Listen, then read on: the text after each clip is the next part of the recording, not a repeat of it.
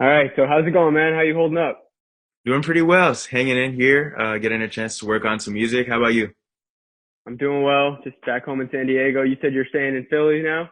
Yeah, I'm right outside the Philly area for now. Cool, cool. And how's the family? Everyone's doing really well. That's good. And so obviously you're a junior at GW now. Have you heard anything from the school yet about the fall? No, not. I mean, they've kept us posted and told us, we're like keeping our eye on this, and they've kind of explained different options for potential outcomes and what's going to happen next fall. But they haven't given a definitive answer yet. They say like within the next month or so, they're going to let us know exactly what they're going to do. Uh-huh. And so you had online classes this past semester. How'd those go? It went pretty well. I was a little bit nervous. I wasn't sure how everything was going to work out and, keeping that classroom discussion dynamic going. But I mean, it transitioned pretty easily. My professors were really good and really dedicated. So it wasn't too difficult of a transition going from regular in-person classes to online. So can't complain too much about that.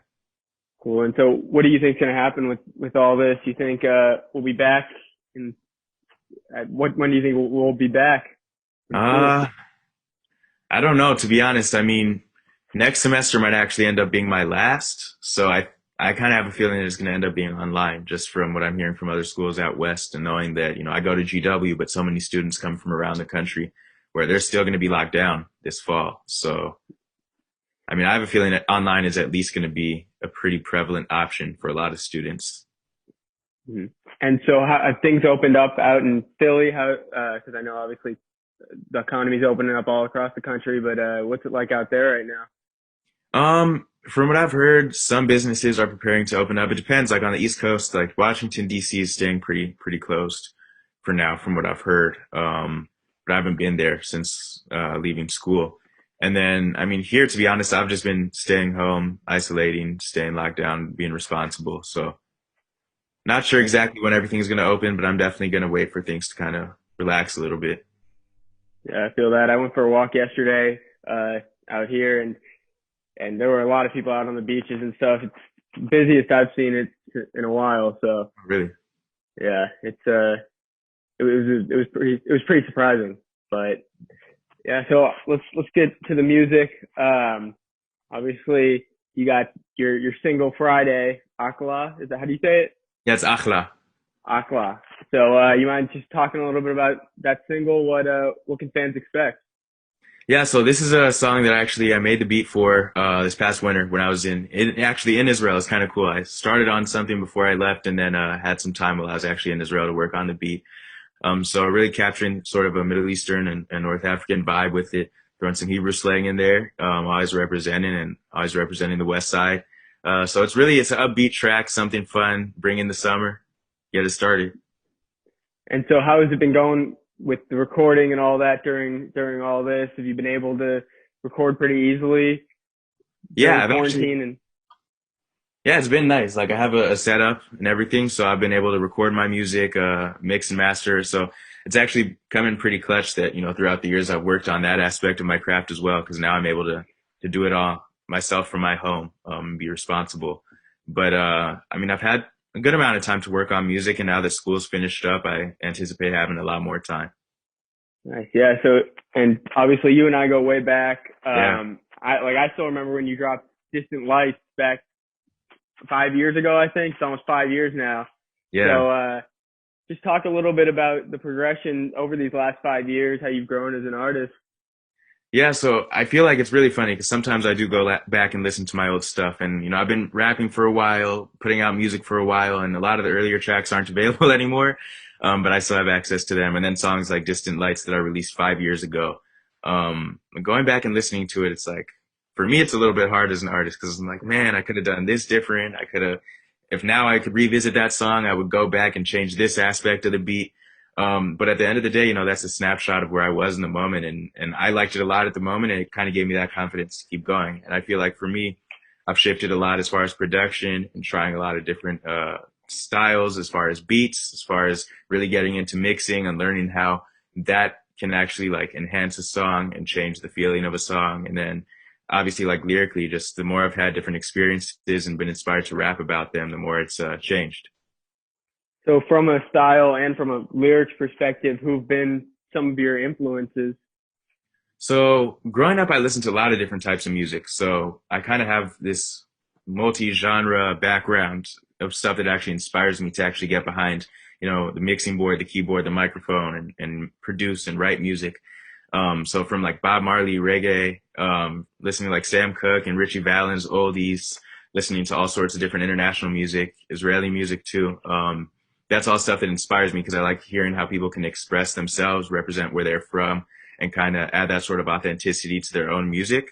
And it makes me want to do that about my own roots. But as far as like the actual stylistic elements and sort of rappers that I have looked up to or have inspired my art, I would say definitely Tupac. I really like his ability to tell stories. I grew up listening to a lot of his music, and especially how he rapped and represented the West Coast and really pioneered a West Coast sound. Same with like Dr. Dre and Snoop Dogg with their early stuff, really pioneering the West Coast sound.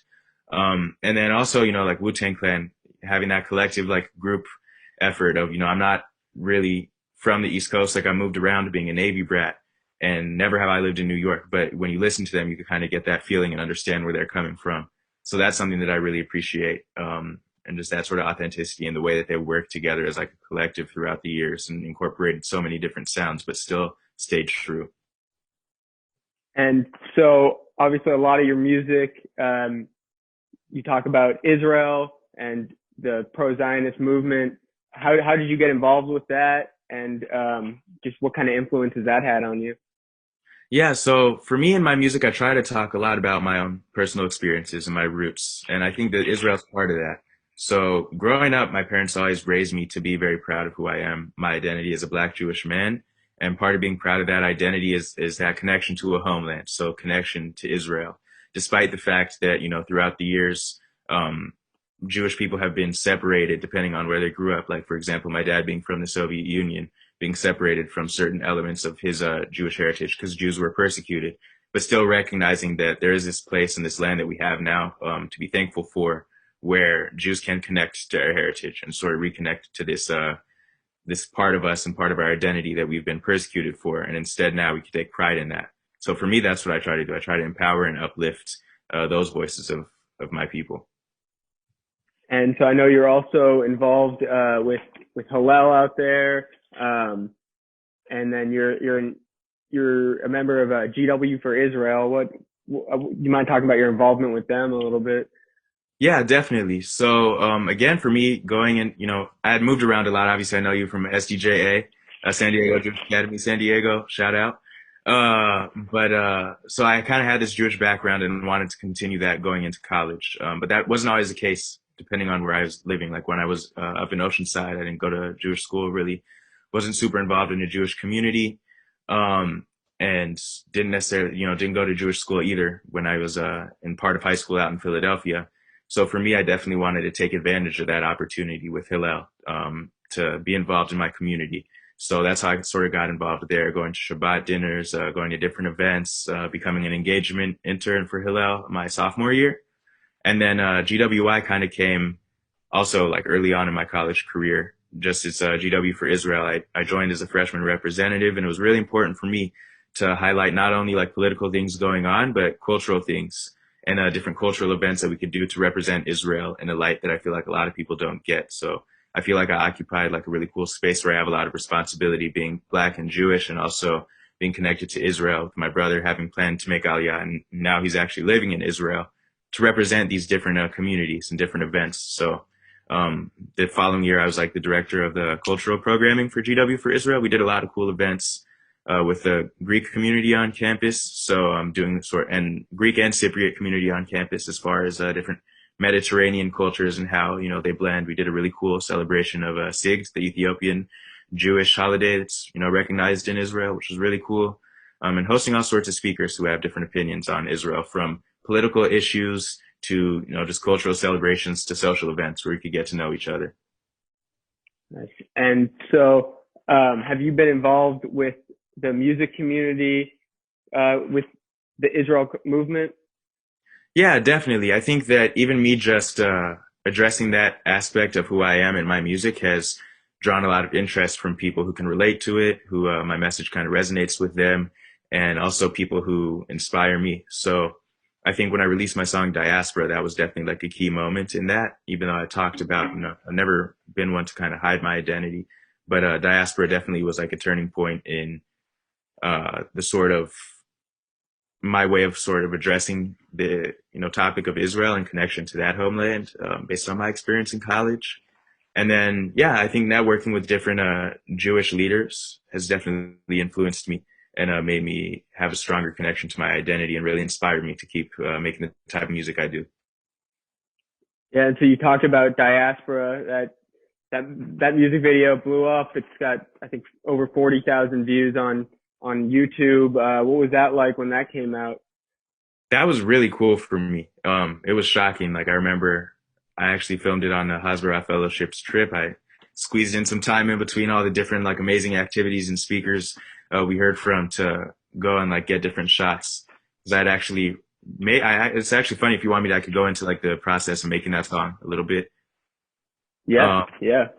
yeah, so I mean, I made the beat with Hava Nagila in like June of 2018. So at the same time, I was working on my EP Ethnic, and that was really at the top of my priorities.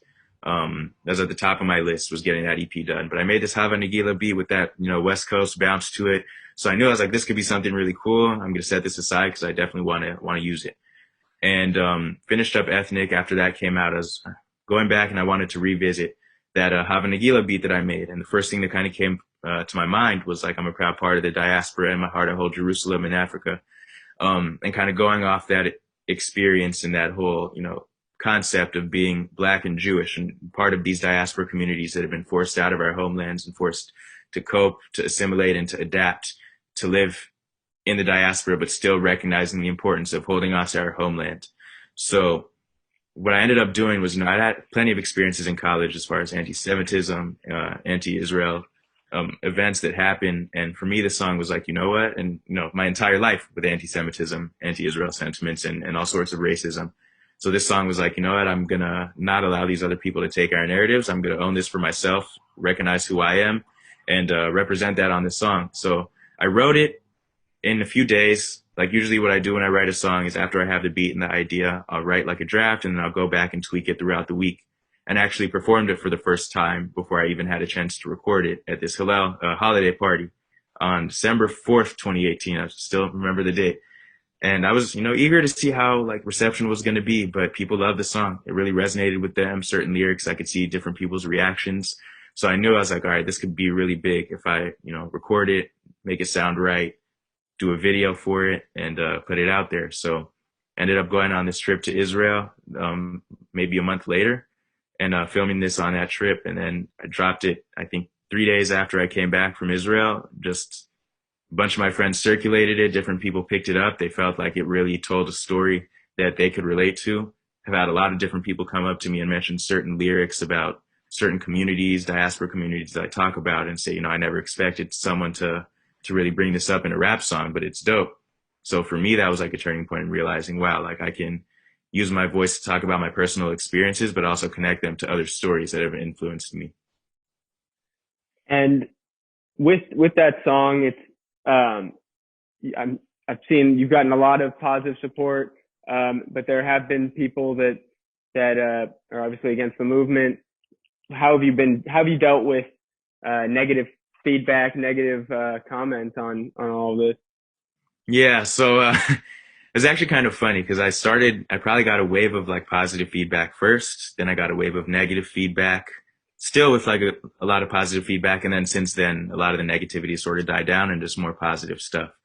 So for me, it was kind of interesting because at first I was seeing some of the comments on Twitter, and people are saying things that are just like not factual. So I'd be like, maybe these people just don't know. Maybe I should try to talk to them, engage a little bit. So, I'd get some comment that would make some outlandish claim about Israel. And a lot of times it would be about a topic I didn't even really talk about in the song. But I was like, maybe I should see what's going on here and try to engage with people. And I just get like a blatant, hateful, anti-Semitic response. So after a couple of days, I was like, all right, I can't be bothered by this stuff. And I started actually laughing at it a little bit because I'm getting so much positive feedback from amazing, super influential people. And then, I get some random person who will actually retweet the song with a comment and be like, hey guys, don't listen to this. But by doing that, everyone who follows him on Twitter is going to inherently listen to it because they're scrolling past it on Twitter. So a lot of that hatred, I decided I'm not going to address it. I'm not going to, feed the trolls. But I mean, they ended up watching my video a bunch and engaging with it a bunch. Clearly it struck a nerve of some sort, and all sorts of different people. So since then, I kind of got used to it and kind of let it roll off because I got some crazy stuff. I got some like death threats, crazy things, but, let those kind of roll off. And I actually made a song called Wish You Would. And in the video, I mean, the song was more just like me rapping about different issues I've had and trying to like let this sort of hatred roll off, me dealing with that lyrically.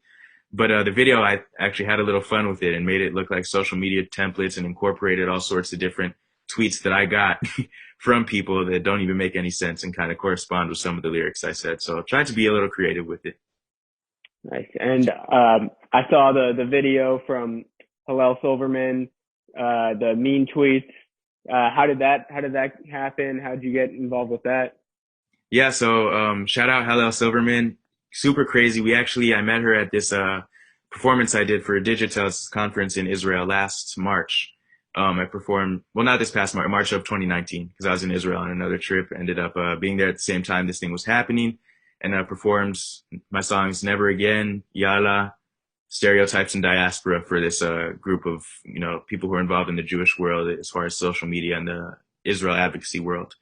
And a lot of them were familiar with my work. I got to meet a lot of people. I was familiar with their work. It was super dope. And I met her. We talked a little bit about, being pro-Israel on college campuses, on social media, the type of advocacy we could do. And we stayed in touch, and she actually sent me something about this project last May.